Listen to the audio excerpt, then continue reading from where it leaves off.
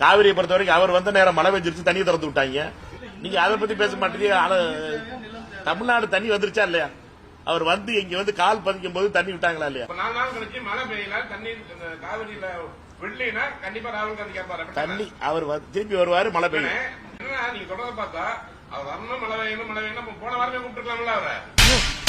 நீ கேட்ட ஒவ்வொரு கேள்வி என்ன செருப்பால் அடிச்ச மாதிரி இருக்குடா. மாதிரி இல்ல, உண்மையிலே செருப்பால தான் அடிச்சது.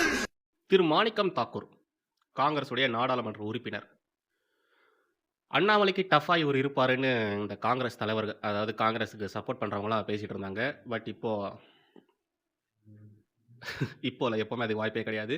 திரு மாணிக்கம் தாக்கூர் அவர்கள் ஏன் இது மாதிரி பேசுறாரு, ஏன் இது மாதிரி நடந்துக்கிறாருன்னு தெரியல. இவருடைய ஒரு சில பிரஸ் மீட்ஸ்லாம் பார்க்கும்போது பரவாயில்ல, மனுஷன் பயங்கரமா பேசுறாரு, காங்கிரஸ் கட்சியை தமிழகத்தில் வளர்த்துருவாரு போல அப்படின்ற மாதிரி தான் நான் நினைச்சேன்.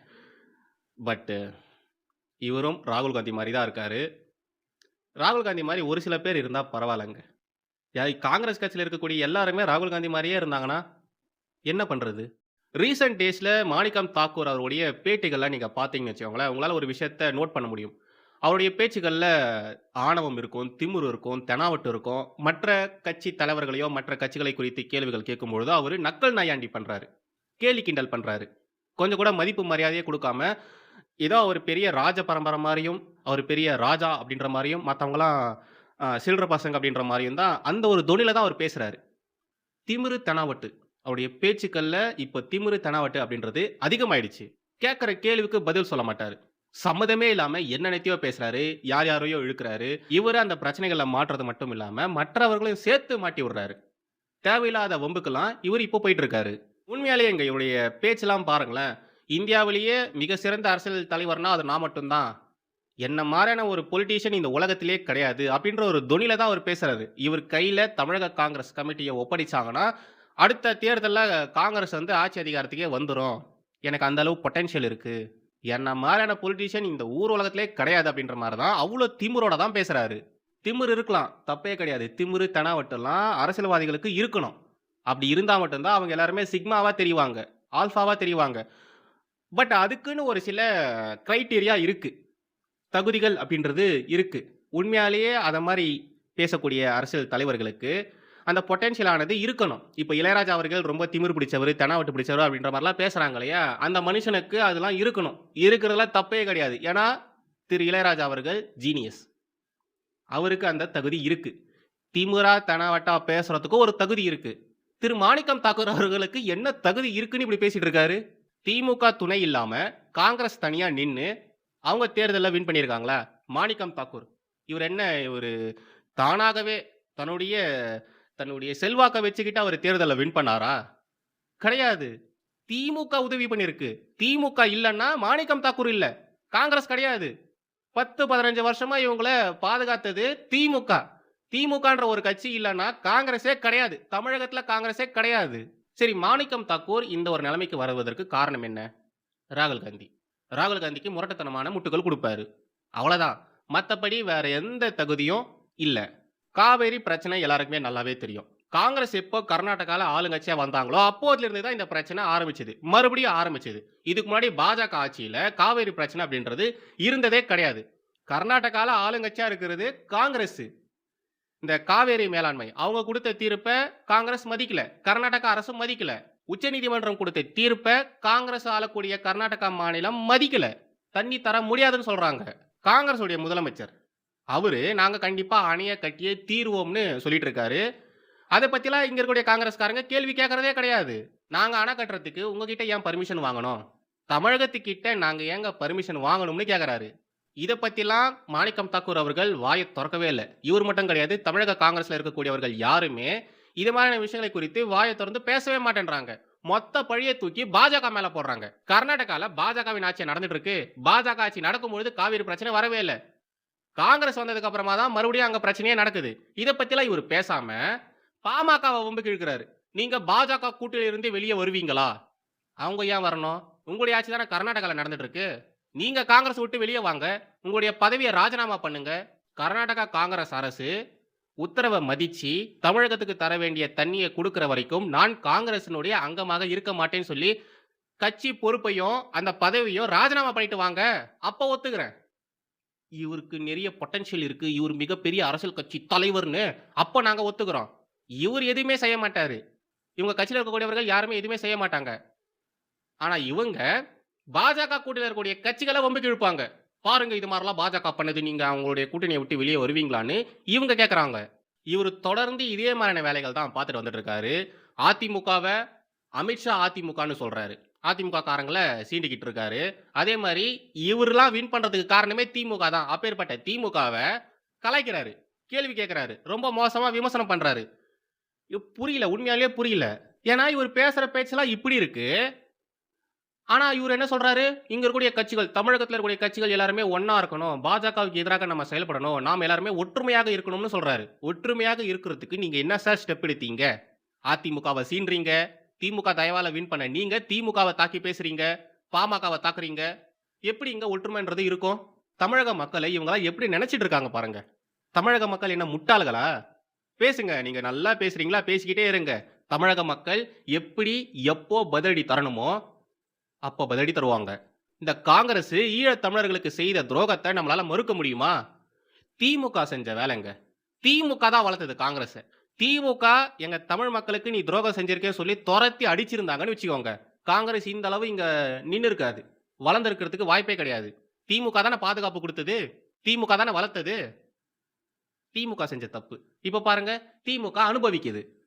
திமுகவால வளர்ந்த இந்த காங்கிரஸ் தாவேகா கிட்ட போனதுக்கு அப்புறமா திமுகவை தாக்கி பேசிட்டு இருக்கு. திமுகக்கு இது தேவை. இது ஒண்ணு வேணும், இன்னும் வேணும். திரு மாணிக்கம் தாக்கூர் அவர்கள் எப்பதான் இது மாதிரி நான்சென்ஸா பேசுறத நிறுத்த போறாருன்னு தெரியல. இவருடைய திமிரு தெனாவட்டு நாளுக்கு நாள் அதிகமாயிட்டு தான் போயிட்டு இருக்கு. திமுகவோ இல்லைன்னா மற்ற கட்சிகளை சேர்ந்த தலைவர்களோ திரு மாணிக்கம் தாக்கூர் அவருடைய பாஷையில அவருக்கு பதிலடி கொடுக்கிற வரைக்கும் இவரு இப்படிதான் பேசிக்கிட்டு இருப்பாரு.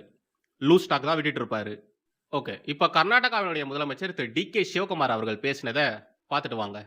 I am very proud. My Honorable Prime Minister is here for this great event.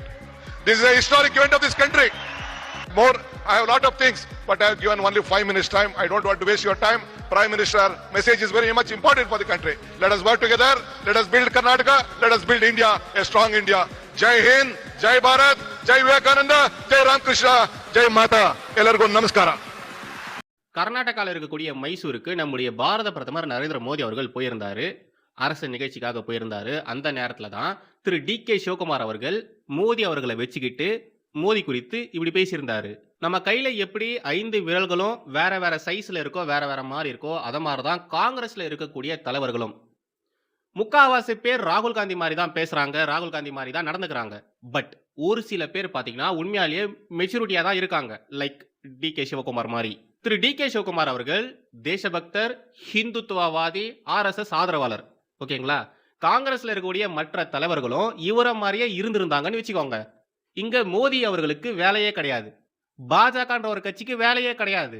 ஒரு தேசிய கட்சி எப்படி இருக்கக்கூடாது அப்படிங்கிறதுக்கு ஒரு உதாரணம் இந்த காங்கிரஸ் தான். இந்தியால நடக்கிற பெரும் பிரச்சனைகளுக்கு காரணம் மறைமுக காரணம்லாம் கிடையாது. நேரடி காரணம் காங்கிரஸ் தான். சைனா கூட நம்ம சண்டை போட்டுட்டு இருக்கோம். அதுக்கு காரணம் நேரு செஞ்ச வேலை. POK பிரச்சனை, அதுக்கு காரணம் நேரு தான். அவர் செஞ்ச வேலை தான். கச்சத்தீவு பிரச்சனை, அதுக்கு காரணம் இந்திரா காந்தி. இந்த காங்கிரஸ் செஞ்ச வேலை தான். நம்ம நாட்டுல நடக்கிற எல்லா பிரச்சனைகளுக்குமே பிள்ளையார் சுழி போட்டு ஆரம்பிச்சது இந்த கேடுகட்ட காங்கிரஸ் அரசு தான். நாம இப்போ டி.கே. சிவகுமார் அவருடைய விவகாரத்துக்கு வரலாம். திரு டி.கே. சிவகுமார் அவர்கள் பயங்கரமான லிபரல் பர்சன். அவர் இந்த காங்கிரஸ் உடைய தலைவர்கள் அவங்களுக்குலாம் மரியாதை கொடுப்பாங்க. பட் இந்த ராகுல் காந்தி மாதிரியான நபர்களுக்குலாம் பார்த்தீங்கன்னா அவர் பெருசா மரியாதையே கொடுக்க மாட்டாரு. அங்க ராகுல் காந்தி மோடி அவர்களை வச்சுக்கிட்டு எவ்வளவு மோசமாலாம் பேசுவாரு, எவ்வளவு தரைக்குறைவான விமர்சனங்களா முன்னெடுத்து வைப்பாரு.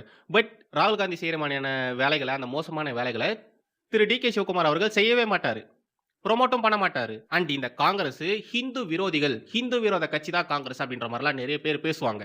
நீங்க கேள்விப்பட்டிருப்பீங்க. அது உண்மையும் கூட தான். பட் எல்லா காங்கிரஸ் தலைவர்களும் அப்படி இருந்தாங்களான்னா கிடையாது. டி.கே. சிவகுமார்லாம் இருக்காரு இல்லையா, இவர் பயங்கரமான ஹிந்துத்துவவாதி. இங்க ஈஷாக்கு வந்திருக்காரு. ஈஷாக்கு வந்திருக்காரு. திருப்பதிக்கு அடிக்கடி போவாரு. அயோத்தியா ராம் மந்திர் அங்கேயும் போயிருக்காரு. அண்டு உத்தரப்பிரதேசத்துல நடந்தது இல்லையா கும்பமேளா, கும்பமேளா, அதுக்கும் போயிருந்தாரு. அந்த காலகட்டங்கள்ல காங்கிரஸ்ல இருக்கக்கூடியவர்கள் கும்பமேளாவை எவ்வளவு மோசமா விமர்சனம் பண்ணிட்டு இருந்தாங்க.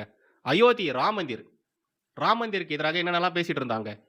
பட் இந்த மனுஷன் பாத்தீங்கன்னா இவரு தனி வழி சொல்லிட்டு அவர் பாட்டு அவர் வழியில போயிட்டே இருப்பாரு. ஆன்டி ஹிந்துவா அவர் பேசினதே கிடையாது. ஹிந்துக்கு எதிராக, இந்துக்களுக்கு எதிராக, இந்து மத நம்பிக்கைகளுக்கு எதிராக அந்த மனுஷன் பேசினதே கிடையாது. ஒரு படி மேல இன்னொரு விஷயமும் நான் சொல்றேன். கர்நாடகா அசெம்பிளில ஆர்எஸ்எஸ் குறித்து புகழ்ந்து பேசியிருக்காரு. ஆர்எஸ்எஸ் குறித்து. ஆர்எஸ்எஸ்ல ஒரு பாட்டு ஒண்ணு வரும். நமஸ்தே சதா வத்சலா மாத்ருபூமி அது மாதிரி ஒரு சாங் ஒண்ணு வரும். அந்த பாடலை திரு டி.கே. சிவகுமார் அவர்கள் கர்நாடகா சட்டமன்றத்துல பாடியிருக்காரு. நான் ஆர்எஸ்எஸ் காரன், நான் ஆர்எஸ்எஸ் சப்போர்ட் பண்ணுவேன், ஆர்எஸ்எஸ் ஒன்றும் தேச விரோத செயல்கள்லாம் செஞ்சதே கிடையாது அப்படின்ற மாதிரி டி.கே. சிவகுமார், கர்நாடகாவின் காங்கிரஸ் முதலமைச்சராக இருக்கக்கூடிய டி.கே. சிவகுமார் அவர்கள் பேசியிருக்காரு. பட் இந்த காங்கிரஸ்காரங்க ஆர்எஸ்எஸ் என்னென்னலாம் பேசியிருக்காங்க, வீர் சாவர்கர் அவர்களை குறித்து எவ்வளோ மட்டமாலாம் பேசியிருக்காங்க. ராகுல் காந்தி அவ்வளோ மோசமாக பேசி மன்னிப்புலாம் கேட்டிருக்காரு. வீர் சாவர்கரை குறித்து நான் தப்பாக பேசிட்டு இதுக்கப்புறம் அப்படிலாம் பேச மாட்டேன், நான் மன்னிச்சிருங்க சொல்லி எழுத்துப்பூர்வமாக மன்னிப்பு கேட்டு வந்தவர் நம்முடைய ராகுல் காந்தி. பட் டி.கே. சிவகுமார் வீர் சாவர்கரை அப்படி புகழ்வார். பாஜக காரங்க கூட அந்த அளவு சாவர்கரை குறித்து பேசுவாங்களான்னு தெரியாது. பட் டி.கே. சிவகுமார் பேசியிருக்காரு. காங்கிரஸ்ல ஒரு சில பிரச்சனைகள் இருக்கு. அந்த ஒரு பிரச்சனையை காங்கிரஸ்காரங்க சார்ட் அவுட் பண்ணிட்டாங்கன்னா காங்கிரஸுக்கு உண்மையாலே ஒரு பிரைட்டான ஃபியூச்சரானது இருக்கு. காங்கிரஸ்ல இருக்கக்கூடிய பெரிய பிரச்சனையே ராகுல் காந்தியும் அப்புறம் இங்க மாணிக்கம் தாக்கூர் மாதிரி இருக்கக்கூடிய நபர்களும் தான். ராகுல் காந்தி மாதிரி நடந்துக்கக்கூடிய பேசக்கூடிய நபர்கள், மாணிக்கம் தாக்கூர் மாதிரி நடந்துக்கக்கூடிய பேசக்கூடிய நபர்கள், இவங்களால தான் இங்க காங்கிரஸுக்கு பிரச்சனை. சும்மா இருந்தாங்க கூட அவ்வளோ பிரச்சனைகள் வந்திருக்காது. இதை மாதிரி நபர்கள் பேசுறாங்க பார்த்தீங்களா, இவங்களுடைய பேச்சுக்கள் தான் இங்க பிரச்சனையே. டெல்லியில ஜந்தர் மந்தர்ல சிஜேபி போராட்டம் பண்ணிச்சு பேப்பர் லீக்குக்கு எதிராக. அதே மாதிரியான ஒரு விவகாரத்திற்காக தான் ஜார்க்கண்ட்ல போராட்டம் நடந்துட்டு இருக்கு. ஒரு மீடியா கவரேஜ் கிடையாது. காங்கிரஸ்ல இருக்கக்கூடிய தலைவர்கள் யாருமே அந்த பக்கம் போகவே இல்லை. இங்க இருக்கக்கூடிய திமுக மாதிரியான கட்சிகள் ஜார்க்கண்ட்ல நடக்கக்கூடிய மாணவர் போராட்டம் குறித்து பேசவே இல்லை, வாயை திறக்கவே இல்லை. ஏன்? ஏன்னா ஜார்க்கண்ட்ல இந்த காங்கிரஸ் கூட்டணியில இருக்கக்கூடிய கட்சி ஆட்சி தான் நடந்துட்டு இருக்கு. காங்கிரஸ் ஆளக்கூடிய மாநிலங்கள்ல மாணவர்கள் போராட்டம் நடந்துகிட்டு இருக்கு. பஞ்சாப்ல, கேரளால இங்கெல்லாம் நடந்துட்டு இருக்கு. பட் ஒருத்தவங்களும் வாயை திறக்கவே இல்லையே. அங்க இருக்கக்கூடிய மாணவர்கள் தானே அவங்க. ஆக்சுவலா அங்க நடக்கக்கூடிய போராட்டம் தான் மாணவர் போராட்டம். மாணவர்கள் தான் அங்க போராட்டம் பண்றாங்க. அந்த பசங்களுக்கு சாப்பிட்றதுக்கு சாப்பாடு இல்லை, பெருசா யாரும் ஃபண்டிங் பண்ணல, மீடியா வரல, யாருமே இல்லை. நைட்டு ஃபுல்லா அங்க போராட்டம் நடந்துட்டு இருக்கு. யாருமே ஒரு வார்த்தை கூட பேசவே இல்லை. இந்த கூத்தாடிகள் மாணவர் போராட்டத்திற்காக என்னென்னலாம் பேசினாங்க. ஜோதிகா அம்மா எங்க இருக்கிறீங்க? உங்களை எல்லாம் பார்க்கும்போது எனக்கு ரொம்ப பெருமையா இருக்குது. என் பையன் உங்களை பார்த்து வளரணும், உங்களை மாதிரி என் பையனை நானும் வளர்ப்பேன். இப்போ ஜார்க்கண்ட்ல போராட்டம் நடந்துட்டு இருக்கு. அதை பத்தி வாயை திறந்து பேசு. நீ தான் நல்லா வாய் கிழிய பேசுவிய, பேசு. அந்த மாணவர்களுக்கு ஆதரவாக பேசு. பேச மாட்டாங்க. இவங்களாம் வாய் திறக்கவே மாட்டாங்க. ஏன்னா இந்த கூத்தாடிகளுக்கு மாணவர்கள் மீது அக்கறை கிடையாது. இதுங்களுக்கெல்லாம் பாஜக மீது காண்டு. அந்த காண்டில் தான் இதுங்களாம் இப்படி பேசுதுங்க. காங்கிரஸ் ஆளக்கூடிய மாநிலங்கள் நடக்கக்கூடிய போராட்டத்திற்கு ஆதரவாக ஒரே ஒருத்தவங்களை பேச சொல்லுங்களேன். பாலிவுட்ல இருந்து கோலிவுட் வரைக்கும் நான் கேட்குறேன். ஒரே ஒரு சினிமா பிரபலம் வாய் திறந்து பேச சொல்லுங்களேன். பேசவே மாட்டாங்க.